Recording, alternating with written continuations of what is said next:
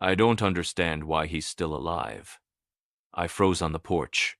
The voice came from inside my daughter's house, sharp, unmistakable, dripping with irritation. Marjorie, my little girl, who once refused to sleep without holding my thumb, now spoke about me like I was a burden left on her doorstep. The screen door breathed out lemon cleaner and roast chicken. I held a bag, a jar of blackberry jam, some bolts for her husband's mower, and a wrinkled photo of her at 6 years old, missing a front tooth but full of joy. That photo suddenly weighed more than the rest of my life combined. I could have turned around, pretended I didn't hear, but pride, that old stubborn soldier, pushed me to knock. The brass knocker struck wood like a judge's gavel. Inside, footsteps hesitated. "Dad's at the door," Marjorie said quietly. Then Thaddeus, my son-in-law, answered with a voice as cold as his handshake. "Just handle it." So I stood there, back straight, palms sweating, and whispered to myself, "All right, Arthur, let's see how alive you really are." I thought I was visiting my daughter. Instead, I was walking into a house that had already buried me. Marjorie opened the door halfway, just enough to let her face out, but not her warmth. "Dad," she said flatly, as if she were greeting a tax collector. "Well," I said, forcing a smile, "either you've redecorated or I'm at the wrong house."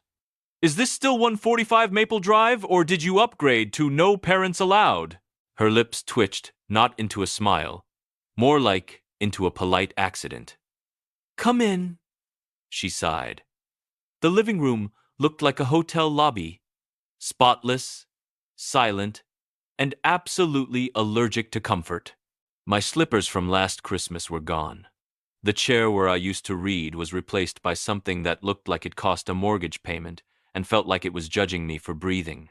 Thaddeus sat at the table with a laptop, typing like the world depended on his spreadsheet. He didn't look up. "Arthur," he said, still staring at the screen. "Ah, so I'm still Arthur, not Dad," I said. Good to know the promotion didn't stick. Marjorie's eyes darted toward him. "He's working, Dad." "I can see that," I replied. "Must be hard work." Ignoring people. There was silence, that kind of silence where you can hear the fridge thinking. Then I noticed something new on the wall, a framed photo. Family picture. Marjorie, Thaddeus, their kids. But where I used to stand in those photos, there was a fern. "I see you replaced me," I said, nodding at the plant. "At least it's greener." Even Marjorie almost smiled. Almost. I placed the jar of jam on the table. "Blackberry, your favorite." Unless Thaddeus banned fruit now, too. Thaddeus finally looked up, sighed, and closed his laptop. "Arthur," he began, "we were actually discussing arrangements." I frowned. "Arrangements? For what, Thanksgiving or my funeral?" Neither of them laughed. The air got heavy. The fern suddenly looked uncomfortable, too. Something was coming, and I had no idea yet just how deep this conversation was about to cut. "Arrangements," I repeated, lowering myself into the chair that used to creak when I read bedtime stories. Now it sighed differently, like even the furniture wanted me gone. Thaddeus folded his hands. "You've been living alone for how long now?" "Long enough to know when someone's rehearsed this conversation," I said. Marjorie shot him a glance the kind couples share when they're about to present a joint decision. "Here it comes," I thought. "The PowerPoint of parental disposal. We think," she began, "it's time you had more support." "Support?" I chuckled. "I built half this town with these hands. I've supported beams heavier than your entire mortgage, sweetheart." Thaddeus leaned forward, all sympathy and starch. "Arthur, it's about safety. You fell last month. Once. And it was because of that rug you gave me," I said. "Things slipperier than your tax returns." He blinked. Marjorie almost snorted, caught herself, then coughed instead. "I saw the girl she used to be Flash for half a second. The one who'd giggle at my bad jokes while pretending not to. Dad," she said gently, "we just want what's best for you." "Oh, that's wonderful," I said, "because what's best for me usually starts with pie and ends with nobody taking my car keys." Thaddeus pressed his lips together. "We've looked at some lovely communities."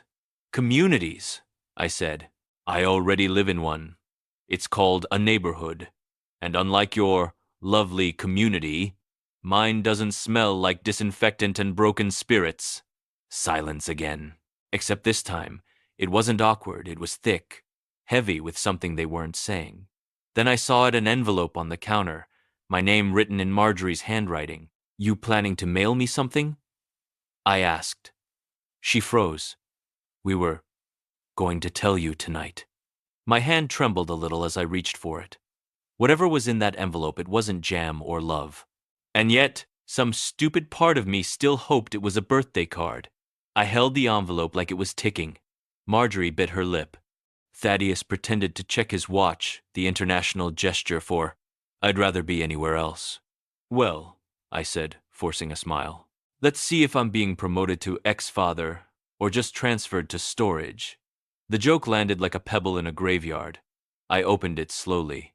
Inside was a glossy brochure, blue sky, smiling seniors, matching sweaters, Silver Pines Retirement Community, I read aloud. Oh good, they have shuffleboard. I always dreamed of spending my last years arguing about whose turn it is to die first. Dad, Marjorie said, trying to soften it, it's not like that. Then what's it like? I asked. Do I get weekends off from being old? Thaddeus stood, straightening his imaginary tie. Arthur, it's about comfort. You'll have company, activities, meals prepared. Meals prepared? Son, I fought in a kitchen before you were born. I can fry an egg with my eyes closed and my soul open. Marjorie sighed, rubbing her forehead. You can't even drive at night anymore. That's not age, I said. That's survival. Have you seen how people drive these days? Half of them are texting, the other half are filming it. For a brief moment, she laughed. A real one. Short and startled, like her old self had slipped out before Thaddeus could cage it again. Then, quieter, she said, We just want peace of mind, Dad. I leaned back. Peace of mind. For you or for me? Nobody answered. The fern looked at me again, smug and silent, still standing where I used to. Well, I said, standing up, if I'm moving to Silver Pines, I'll need to know if they allow sarcasm and whiskey. Otherwise, I'll have to decline on medical grounds. Thaddeus finally broke his silence. You're not being asked, Arthur. It's decided. That was the moment something ancient woke up in me, the same thing that used to rise before a storm. I looked him in the eye and said softly, Then you'd better pray I agree with your decision. Because old men don't fight loud anymore. We fight quiet, and the quiet is what gets remembered. I didn't shout. Old men don't need to. We just let silence hang long enough for guilt to start chewing on people's insides. Marjorie shifted in her seat, fingers fidgeting with her wedding ring. Dad, please don't make this harder, she whispered. I chuckled softly. Oh, sweetheart, you think this is hard? Try raising a teenage daughter who once dyed the dog pink because she was experimenting with identity. She covered her mouth, half laughing, half remembering. That was a phase. Yes, I said, and apparently, so am I. Thaddeus stepped closer. Arthur, there's no need to turn this into a scene. I stood up, brushing invisible dust off my coat. Don't worry, son. If I were making a scene, you'd need popcorn. I walked over to the photo wall again. I studied it quietly, all those perfect smiles. The grandkids, my daughter, Thaddeus. All of them frozen in time, looking happy. Except the space where I once stood, now occupied by a potted fern. Tell me, Thaddeus, I said, do you water me twice a week too? Or just when the neighbors visit? His jaw tightened. That's not fair! You're right, I said. Plants at least get sunlight. For a moment, even the fridge stopped humming. Then, as if life had a sense of humor, the timer on the oven beeped 3 polite chirps cutting through the tension. Marjorie jumped. Oh, the roast! I grinned. Ah, good. At least someone's not getting thrown out tonight. She tried to hold back a smile, failed miserably. You haven't changed. Of course not, I said, lowering my voice. I'm too stubborn for updates. But as she walked to the kitchen, I saw her shoulders drop. The guilt had settled like dust you can't sweep away. And Thaddeus, well, He still didn't know that when an old man says nothing, he's already planning everything. Because if they thought I'd go quietly into that retirement paradise, they were about to learn silence doesn't mean surrender. I waited until Marjorie disappeared into the kitchen before I sat back down right in Thaddeus's perfect leather chair, the one that looked like it came with a membership fee. He raised an eyebrow. That's my seat. I smiled. Not tonight. I leaned back, made a satisfied noise just to watch him twitch. Ah, that's good lumbar support. No wonder you're so smug all the time. He crossed his arms. Arthur, this attitude isn't helping. Neither is your face, but here we are, I said. He inhaled through his nose, a long one, like he was counting to 10 in corporate. That's when I noticed the papers stacked beside his laptop. I tilted my head. What's that? Just some forms, he muttered. Forms that need my signature, I bet, I said. What am I signing for? A room with a view or the deluxe coffin package? He said nothing. The air tasted of roasted chicken and regret. Then Marjorie called from the kitchen. Dinner's ready! Dad, will you stay? Stay? I said, standing. I was just told I'm relocating. Shouldn't I be fasting before deportation? She rolled her eyes. It's roast beef, Dad. You never say no to roast beef. True, I said. That's how you trapped me into watching your school play in '89. Bribed me with gravy. Even Thaddeus smiled a little at that. For half a second, we looked almost like a family again. 3 people pretending not to be hurt. We sat down. The plates were perfect. The wine fancy. Marjorie tried small talk. How's your neighbor, Mrs. Tully? She's fine, I said, still waiting for her husband to come back from heaven. I told her that's not how heaven works, but she says she's got connections. Marjorie laughed through her nose, covering it quickly like it wasn't allowed. Then Thaddeus cleared his throat. Arthur, before dessert. I raised my fork. Careful, son. You ruin dessert, I'll haunt you. But he continued, calm as a lawyer reading a will. The move is scheduled for Friday. I put the fork down. Ah, so it's official. I'm dessert. And the funny thing? I smiled because they thought they'd made the last move. But the board was still mine. That night, I didn't sleep. Not because of anger. Anger burns fast. What I felt was colder, heavier, like someone had folded me into a box I didn't fit in anymore. The clock ticked in the guest room they'd prepared for me. No photos, no warmth, just beige walls and a mattress that squeaked with every memory.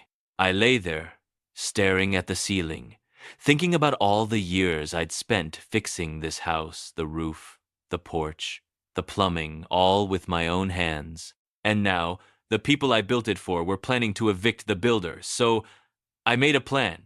Quiet men always do. At 3 a.m., I slipped out of bed, crept to the kitchen, and made myself a sandwich roast beef, naturally. Because if I'm going to get kicked out, I'm taking the leftovers with me.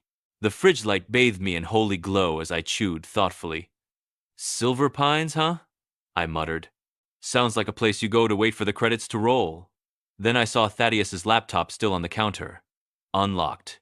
Oh, bless his overconfidence. I clicked.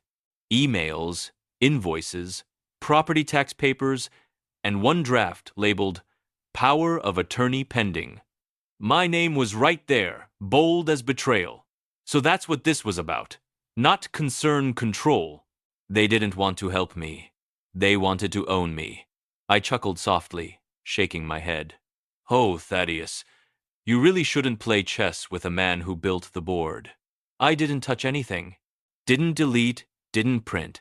I just took a photo, my own little insurance policy, and closed it quietly. Then, before going back to bed, I left a note on the fridge. If I'm too old to live alone, I'm too old to be fooled. P.S. I ate the last of the roast beef. Consider it rent. The next morning would be interesting, because the only thing more unpredictable than an angry old man is a calm one with a plan. Morning came wrapped in fake cheer. Marjorie made pancakes, the kind she used to beg for when she was 10. The smell hit me before the guilt did. Good morning, Dad, she said too brightly. Sleep well? Oh, like a baby, I said. Woke up every 2 hours crying. Thaddeus looked up from his phone, jaw tight. You left a note. I did, I said. A man's got to communicate. You two never answer your phones, so I used your fridge. Marjorie tried to laugh it off, but I could see her eyes scanning me, looking for clues of what I knew. I was just teasing, I said, sipping coffee. But tell me, Thaddeus, what's a power of attorney pending? Sounds fancy. Should I start calling you captain of my wallet? He froze, then recovered fast. That's private, Arthur. Oh, I'm private too, I said. But apparently my future's public property now. He stood, defensive. You were snooping. And you, I said, calmly buttering my pancake, were planning a coup. Guess we're both curious by nature. Marjorie put down her fork. Dad, please. It's just paperwork in case. In case what? I die inconveniently between breakfast and lunch? I leaned back, watching Thaddeus's ears redden like guilty tomatoes. You know, I continued, you two should have done theater. The acting's good. The script needs work, though too predictable. Marjorie's voice cracked. We were scared for you. I smiled gently. No, sweetheart, you were scared of me, because I remind you what loyalty used to look like. She fell silent. Even the clock seemed to stop ticking, afraid to make things worse. Then, after a long pause, I said, Anyway, I've decided to visit Silver Pines, after all. Thaddeus blinked. Really? Sure, I said. A man needs to see his options. Besides, I hear the residents play poker every Thursday. I'd hate to miss the chance to win your next month's mortgage. For the first time, Thaddeus didn't know what to say. And I liked that silence. It sounded like the first small victory, because they thought the story was ending. But I was just flipping to the next chapter. I packed that afternoon. Not much, just the essentials. My shaving kit, an old photo of Marjorie holding her first fish, and a chessboard missing one knight. I figured I didn't need it. I already had enough fools on the board. Marjorie hovered in the doorway as I folded my shirts. Dad, you don't have to do this so suddenly. Oh, I do, I said. I've waited long enough to be put out to pasture. Can't disappoint the schedule. She frowned. You're making it sound like we're sending you away. Sweetheart, I said, zipping the bag, you literally printed directions. Thaddeus appeared behind her, arms crossed, pretending this was all normal. We'll drive you tomorrow morning. The director said she's expecting you. Perfect, I said. I like punctual people. Makes betrayal easier to plan around. He sighed, muttering something about drama. Careful, I said. Old men invented drama. Back in my day, we didn't need Wi-Fi for it. That night, I wrote a short note and tucked it into the photo frame I'd leave behind. It said, You can't manage a man who built you. You can only hope he forgives you before he teaches you a lesson. The next morning, we drove in silence. Marjorie stared out the window. Thaddeus tapped the wheel like he was counting minutes till freedom. Silver Pines looked exactly like its brochure, spotless lawns, happy residents, and the faint aroma of sanitizer and denial. A nurse waved. Someone in a golf cart smiled too wide. Well, I said, it's like Disneyland for people who nap. Marjorie tried to laugh. It's peaceful. Yes, I said.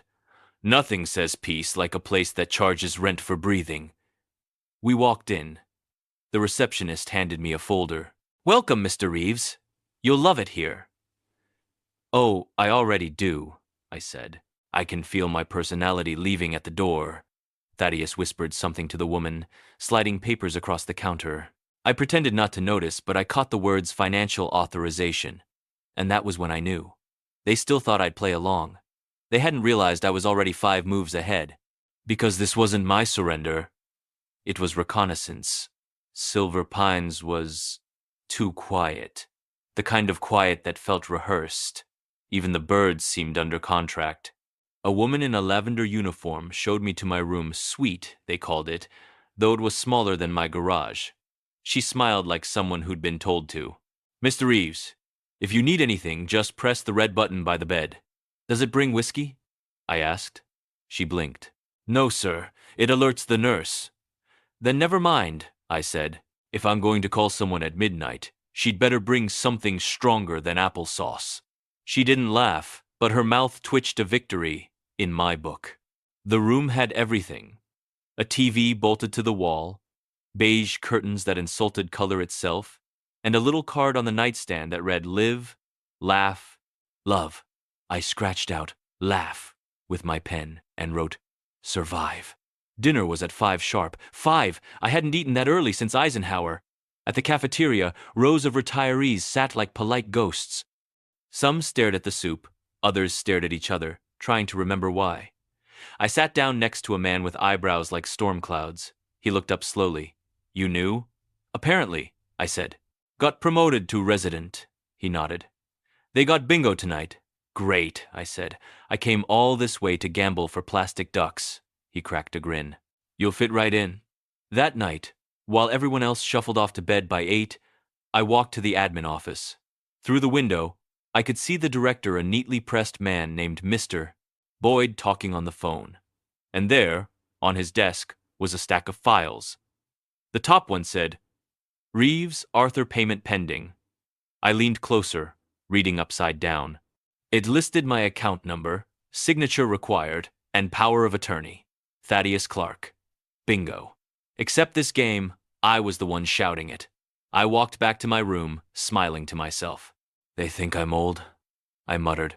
But I've outlived 3 presidents, 2 recessions, and 1 disco era. Paperwork doesn't scare me.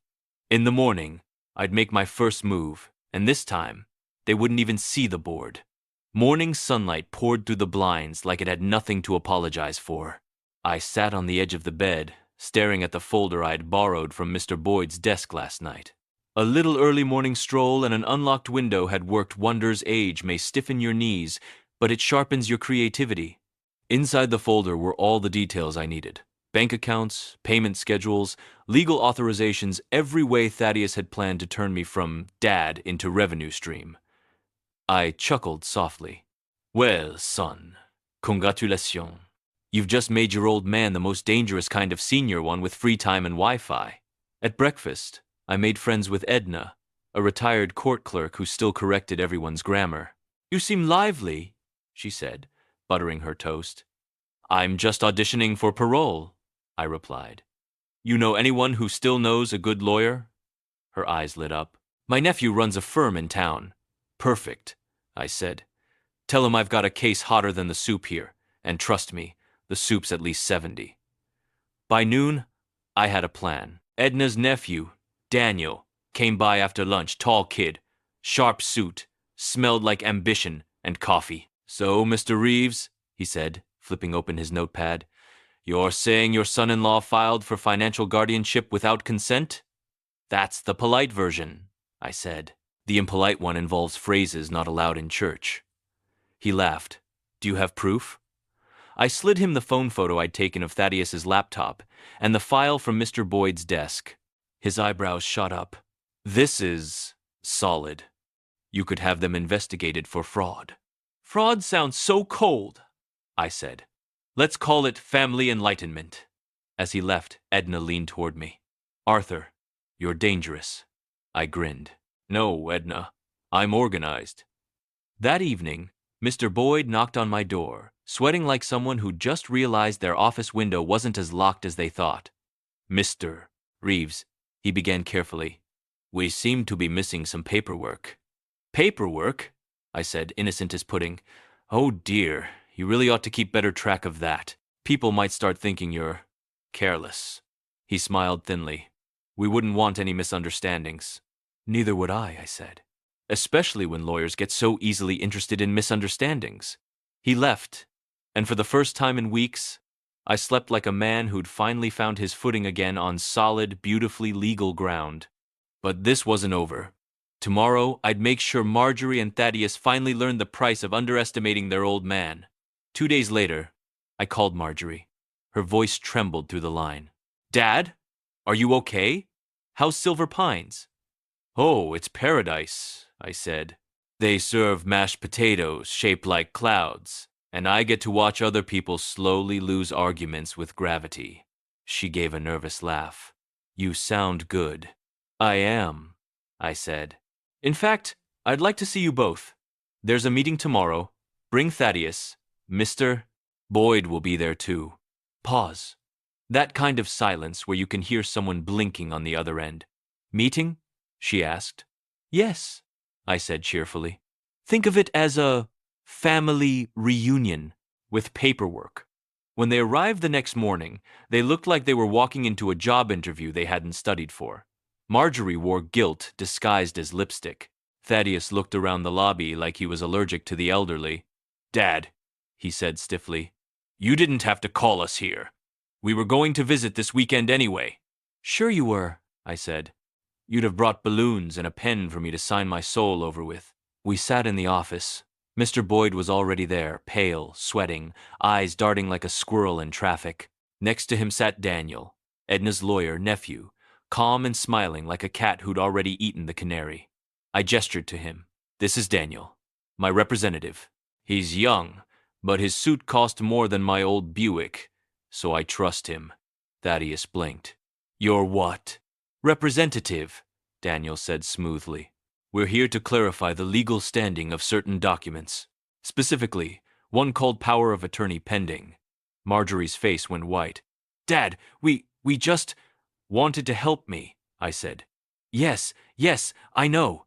Nothing says help like secretly taking control of a man's life before dessert. Mr. Boyd coughed.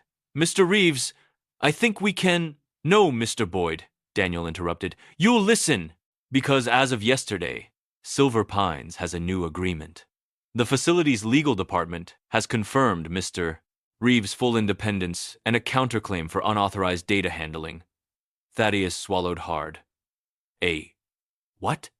In plain English, I said, smiling. You two can't touch a cent of my money. And if you try, the only community I'll be visiting is the one you'll be doing community service for. Edna, who had tagged along pretending to deliver tea, snorted so hard she nearly spilled the tray. Marjorie covered her face. Dad, please, we didn't mean... Of course you didn't, I said softly. Nobody ever means to betray someone who trusted them. It just sort of happens between brunches. I stood up, straightened my jacket, and smiled kindly, the kind of smile that stings more than shouting ever could. You wanted peace of mind. Now you can have it. I'm perfectly safe, perfectly sane, and perfectly done being underestimated. As they left, Thaddeus mumbled, You planned this, didn't you? I winked. No, son. I lived long enough for it to plan itself. I didn't rush home. Old men don't rush. We stroll especially when we know the world is finally walking at our pace. A week later, I packed my bag again. Same contents.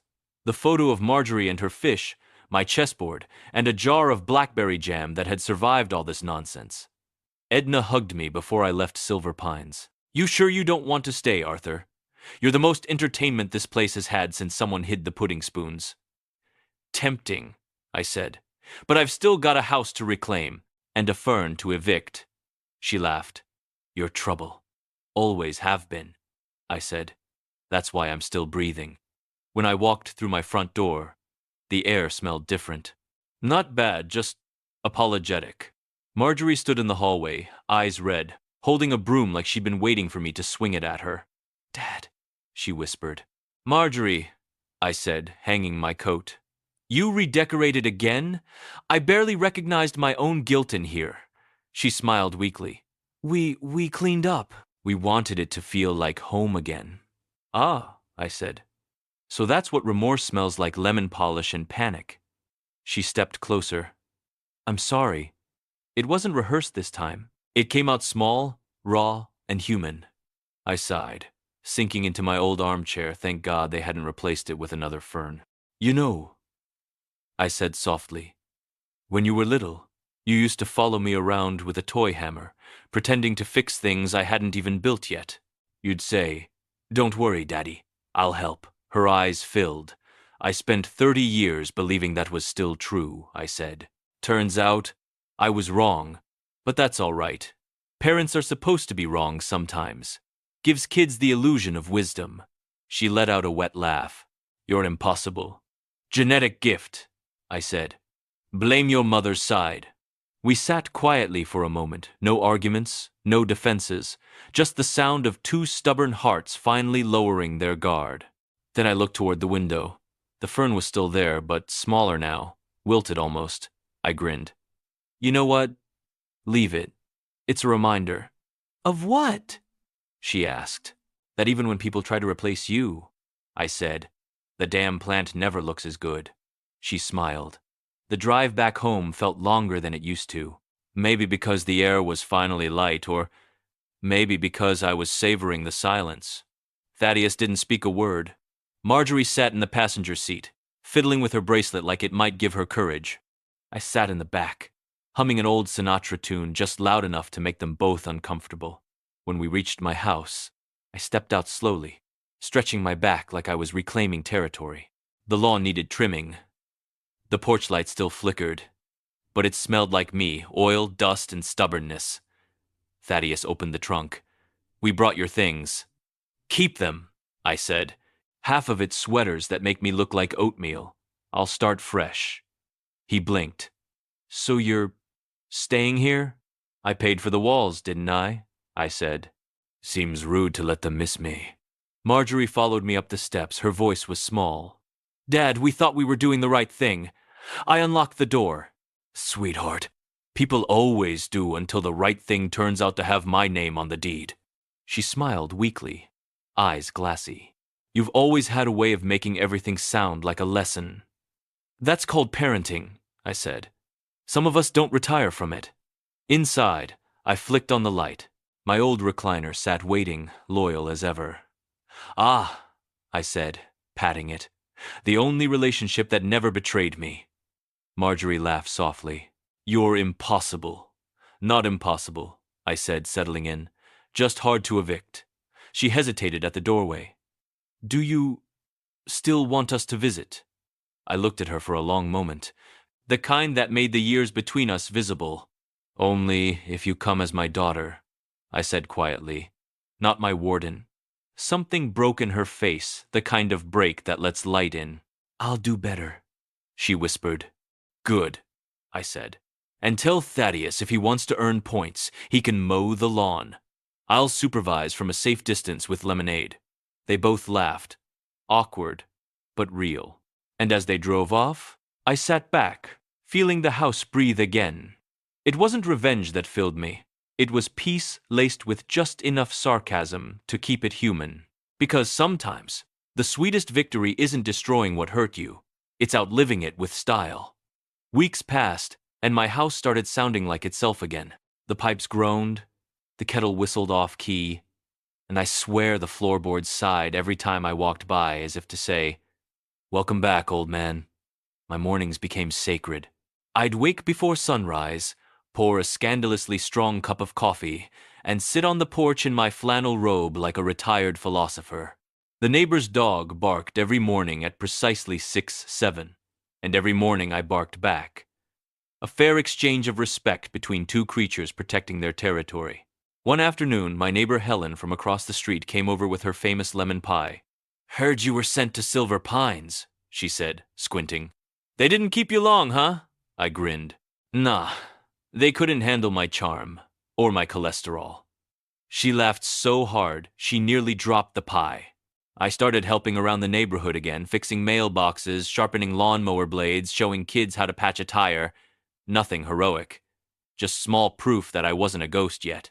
Sometimes Marjorie called. She'd ask how I was, and I'd tease her about finally learning to call before making life decisions for me. And to my surprise, she'd laugh, an honest, unguarded laugh that reminded me of the little girl who used to steal my pancakes. Thaddeus even stopped by once. Stood on the porch like he was visiting a judge. Arthur, he said awkwardly, I misjudged things. Good, I said. You're getting better at math. He cracked a smile. Need anything? Yeah, I said. A new fern. The last one died of guilt. He laughed a real one this time and left with less arrogance than he came. Progress. In the evenings, I'd sit outside watching the sunset leak through the trees. Sometimes I'd think about Silver Pines, the silent halls, the plastic smiles, and I'd toast them with my glass of lemonade. Cheers, I'd whisper. Hope your bingo's as exciting as freedom. Peace had come, not as fireworks, but as a quiet grin that never quite left my face. Because nothing feels younger than outsmarting everyone who thought you were too old to try. The first snow came early that year. I watched it from my porch, wrapped in the same wool blanket Marjorie once called the world's ugliest. She wasn't wrong. It looked like a picnic rug that lost a fight, but it was warm, and it was mine. The yard was quiet. No arguments, no papers on the counter waiting for my signature, no one deciding what was best for me. Just peace and the kettle inside, whistling like it remembered my schedule better than I did. Marjorie visited that afternoon with 2 steaming mugs of cocoa. No Thaddeus this time. She looked around the house and said softly, "It feels different here now." "Yeah," I said. "It remembers who owns it." She smiled, tired but honest. "You know, Dad, I didn't realize how much I missed your noise." "Noise?" I said, raising an eyebrow. "That's wisdom escaping my lungs." She laughed, and that sound, that same old laugh, from when she was a kid, filled the house better than heat ever could. We sat there in silence for a while, watching snow cover everything ugly. She squeezed my hand. "Thank you for forgiving me," she whispered. I looked at her. "Sweetheart, forgiveness is cheap. Understanding, that's the luxury." The sun dipped behind the pines, turning the snow gold. And for the first time, in a long time, I didn't feel like I was disappearing. I felt present, rooted, unapologetically alive. You know, people think getting old means running out of time. But sometimes, it just means everyone else finally slows down enough to notice you were right all along. I took a sip of cocoa and smiled. "They wanted to put me away," I murmured. "Instead, they reminded me how good freedom tastes, especially with marshmallows." And if that was my last winter, I thought, it was a damn fine one. Because dignity, when it's reclaimed, doesn't whisper. It hums quietly, like a man warming his hands over the fire of his own comeback. If this story moved you, don't forget to subscribe to the channel. Here, we tell real stories about family, dignity, and the quiet kind of strength that never fades. Tell me in the comments, where are you watching from, and how old are you? I love seeing how many of us still believe that respect has no age. Thank you for being here. See you tomorrow in another story that cuts a little deeper.